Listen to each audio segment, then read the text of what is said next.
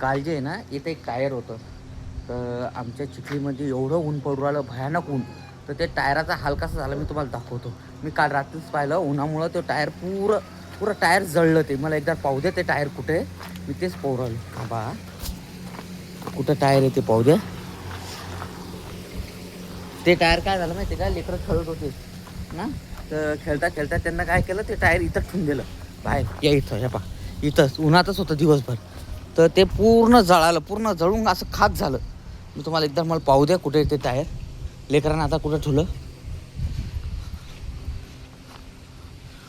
इथं तर कुठं. हा हे या पा, या पा हे टायर पा, हे पा हे पा हे उन्हानं, हे पा हे उन्हानाच पूर्ण जळालं. हे पा हे असं इथं इथं होतं, हे असं तर ऊन लागू लागू लागू लागू पूर्ण हे टायर असं जळलं. हे पा पाहते, हे पा हा बा एकूण काहीच नाही झालंय पा, असं होतं ते. तर नाही बा इथून पण जळायला लागलंय पा. एवढं ऊन पडू राहिलं की पूर्ण टायर गिअर सगळे असे लगे एकदम खाक झाले, जळाले लगे. असं ऊन पडू राहिलं. आमच्या चिखलीत पहिल्यांदा मी पाहू राहिलो की एवढं भयानक ऊन पडलं यावर्षी.